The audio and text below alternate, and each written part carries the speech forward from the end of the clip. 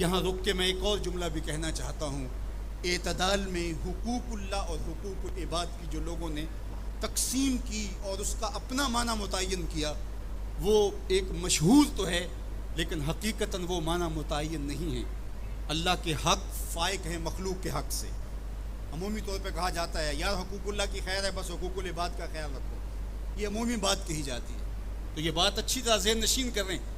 یہ بھی آپ کے اعمال میں اور آپ کی افکار میں اور آپ کے نظریات میں غلوف پیدا ہو گیا کہ آپ نے اللہ کے حق کو کمتر سمجھ لیا اور مخلوق کے حق کو غالب سمجھ لیا. ایسا نہیں ہے.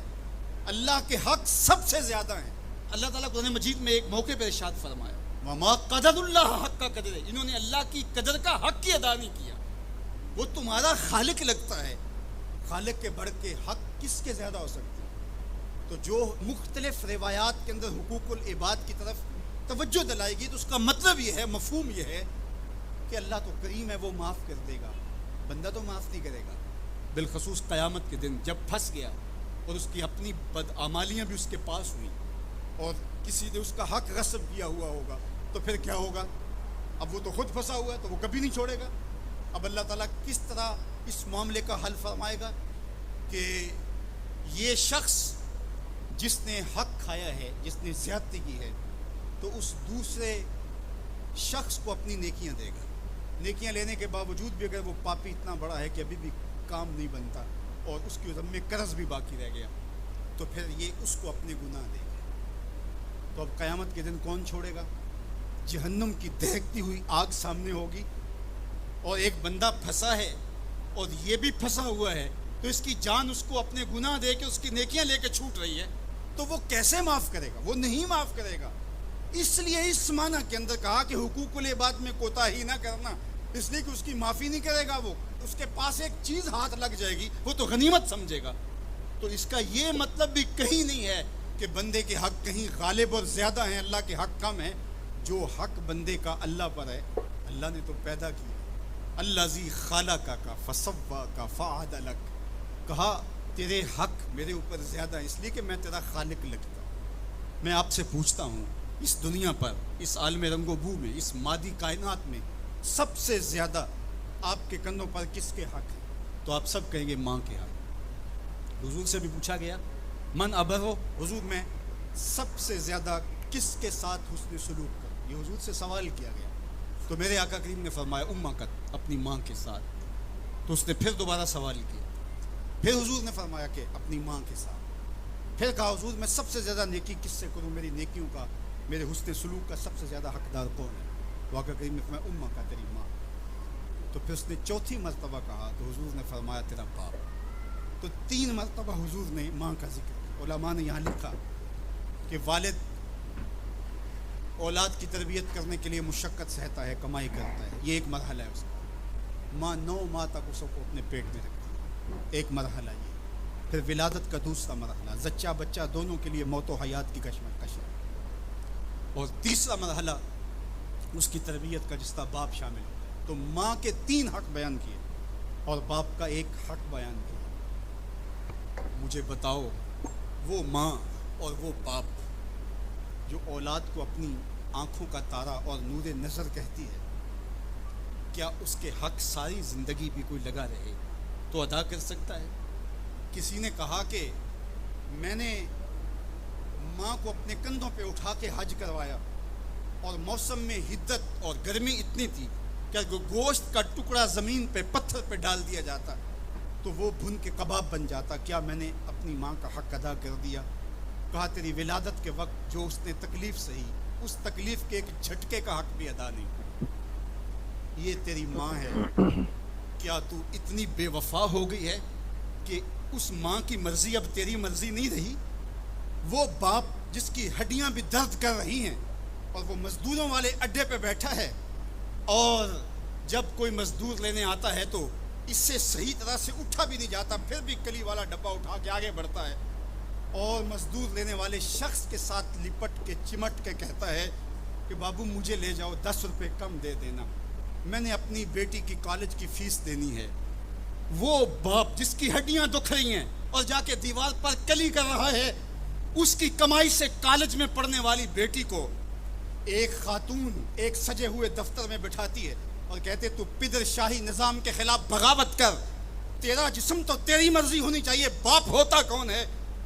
وہ بیٹی اس کے منہ پہ تھپڑ مارے، وہ کلی کر کے میرا پیٹ پالتا رہا اور میری فیسیں ادا کرتا رہا، میں تو اپنے بدن اور اپنی زندگی کی ایک ایک سانس بھی اپنے باپ کے نام کر دوں، حق پھر بھی ادا نہیں ہو سکتا۔ میرا باپ میری تعلیم کا ضامن ہے، میری زندگی کا ضامن ہے، میری عزت اور آبرو کا پہرے دار ہے۔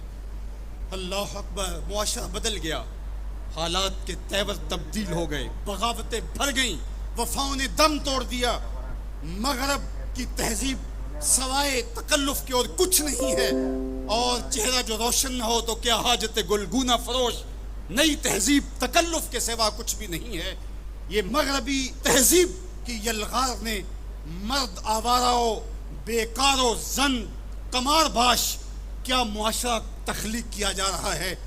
میرے حضور کے غلاموں، آؤ ہم نے دین حضور سے لینا ہے، اور یہ سارے چونچلے اور یہ ساری مغربی وظیفہ خور تنظیمیں یہ دم توڑ کے رہ جائیں گی۔ اس کائنات کے اندر اور اس وطن کے اندر جھنڈا لہرائے گا تو محمد عربی کے نظام کا ہی لہرائے گا۔ ہم حضور کے دین کو کھڑا کرنے کے لیے اور حضور کے نظم کو غالب کرنے کے لیے اپنی زندگی کے ایک ایک سانس کو حضور کے نام وقف کریں گے۔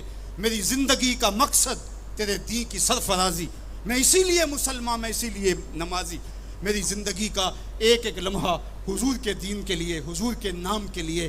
تو حقوق والدین کے جو ہے وہ بہت سارے ہیں، کہا تو اس کے ایک درد کے جھٹکے کا جواب بھی نہیں دے سکا۔ ماں اولاد سے جو محبت کرتی ہے اور جو ماں کے حق ہیں وہ اتنے زیادہ ہیں کہ کسی پیمانے میں اس کو تولا نہ جا سکے۔ میں کہا کرتا ہوں سمندر کی پاتال تک تو کوئی پہنچ گیا ہوگا، لیکن ماں کے پیار کا کنارہ آج تک کسی نے نہیں پایا۔ یہ سڑکوں کے کناروں پر بڑے بڑے ہیوی ترازو نصب کر دیے گئے ہیں، پورا کنٹینر تول لیا جاتا ہے، لیکن آج تک ایسا ترازو میں نے نہیں دیکھا جس پر ماں کے پیار کو بھی تولا جا سکے۔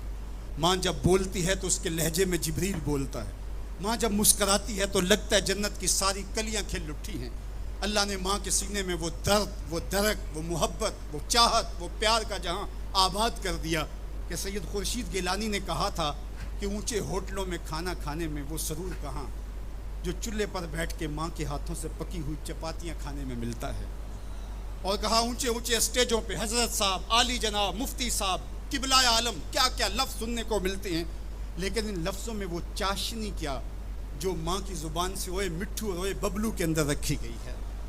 ماں کے سینے میں تڑپتی ہوئی ممتا اور محبتوں کا جہاں، اس کی کوئی مثال ہی نہیں ہے۔ ماں کو اتنا پیار کیوں ہے اور ساری زندگی ماں کے حق ادا کرتا رہے پھر بھی حق ادا نہ ہو، کیوں؟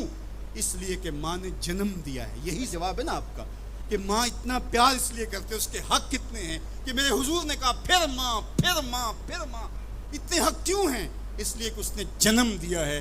میرے جملے کو بار بار آپ نے سنا ہوگا، پھر سن لیجئے، جس نے جنم دیا ہے اس کو اتنا پیار ہے اور اس کے اتنے حق ہیں، تو جس نے خلق کیا ہے اس کو کتنا پیار ہوگا اور اس کے کتنے حق ہوں گے۔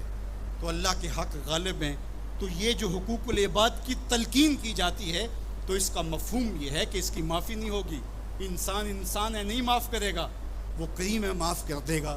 تو اس کا یہ مطلب کبھی بھی نہیں نکلتا کہ جو ہے وہ اللہ کے حق کوئی کمزور ہے اور مخلوق کے حق غالب ہیں۔ ہمارے اوپر سب سے بڑا حق ہمارے اللہ کا ہے، پھر رسول اللہ کے حق ہیں، پھر اس کے بعد ہماری ماں کے، ہمارے باپ کے، ہمارے مرشدوں کے، ہمارے استاد۔ ہم احسان فراموش لوگ نہیں ہیں، ہم جس کا بھی حق ہو اس کو پورا کرتے۔ مولا کائنات سیدنا علی المرتضیٰ فرماتے ہیں جس نے مجھے ایک حرف بھی پڑھایا اس نے مجھے اپنا غلام بنا لیا۔ ہم تھوڑی سی عزت ملنے پر آنکھیں سر پہ نہیں رکھ لینے والے لوگ، ہم احسان فراموش نہیں ہیں کہ کبھی باپ کو پدر شاہی نظام کے ساتھ مسترد کریں، کبھی ماں کے چہرے پہ لات مار دیں کہ تم کون ہوتی ہو میری زندگی میں مداخلت کرنے والی۔ ہم تو رشتہ بھی کرنا ہوتا ہے تو بوڑھی دادی امی سے بھی پوچھتے ہیں، جب تک وہ ہاں نہیں کرتی تو گھر کے اندر ماحول ہی نہیں بنتا ہے۔ ہمارا دین، ہمارا کلچر، ہماری تہذیب، ہمارا تمدن ہمیں یہ سکھاتا ہے لیس منا من لم یرحم صغیرنا ولم یوقر کبیرنا، جو چھوٹوں کے ساتھ شفقت سے پیش نہیں آتا اور بڑوں کے ساتھ جو ہے وہ توقیر سے پیش نہیں آتا۔ میرے حضور نے فرمایا میرے ساتھ اس کا کوئی تعلق، کوئی ربط، کوئی رشتہ نہیں ہے۔ تو ہمارا دین تو ہمیں یہی سکھاتا ہے.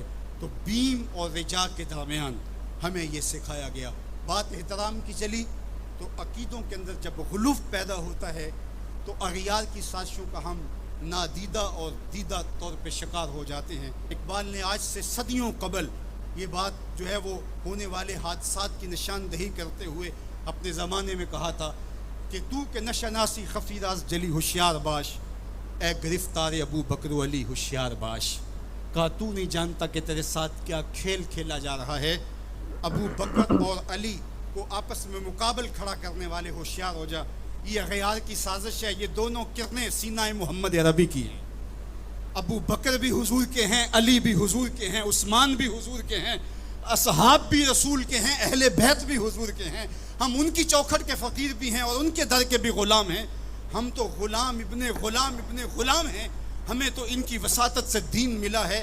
ہم ایک کا نام لے کر کے دوسرے کی نفی نہیں کر سکتے.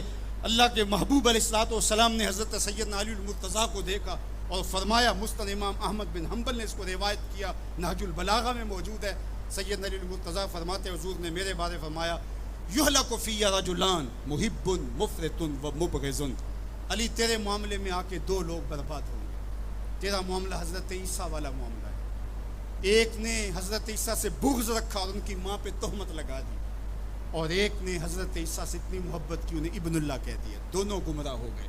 فرمایا تیرا معاملہ بھی حضرت عیسیٰ کا ہے. یہلک فی رجلان، حضرت علی خود فرماتے ہیں میرے معاملے میں دو لوگ برباد ہوں گے، محب مفرط و مبغض.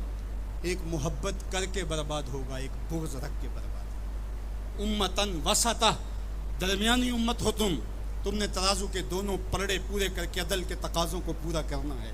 ایسا نہ ہو کہ علی کی محبت آنکھوں پہ پنٹی باندھ دے، تمہیں ابو بکر بھی نظر نہ آئے، تمہیں غارے سور کی بلندیوں پر اپنے کندھوں پہ حضور کو اٹھا کے لے جانے والا صدیق بھی دکھائی نہ دے، اور تمہیں جو ہے وہ دشمن کے آگے سینہ تان کے کھڑے ہونے والا فاروق بھی دکھائی نہ دے، اپنا سارا مال حضور کی راہوں میں خرچ کر دینے والا تمہیں عثمان نظر ہی نہ آئے.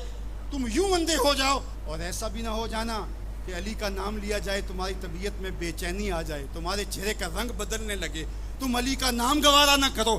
جس علی کا ذکر بھی عبادت ہے، تمہیں ٹھنڈ کیوں نہیں پڑتی ہے، تمہیں تسکین کیوں نہیں ہوتی ہے؟ تو کہا نہ ادھر لڑکنا نہ ادھر لڑکنا، نہ تم گمراہیوں کا شکار. وَكَذَلِكَ جَعَلْنَاكُمْ أُمَّةً وَسَطًا، تم امت وسط بن کے رہنا، تم ترازو کے دونوں پلڑے برابر رکھنا. اور میں آپ کو امت وسط کے حوالے سے ایک ضروری بات وہ بھی بتانا چاہتا ہوں، اور وہ یہ کہ میرا اسلام، میرا دین امن کا دین ہے. قیام امن دین کے مقاصد میں شامل ہے.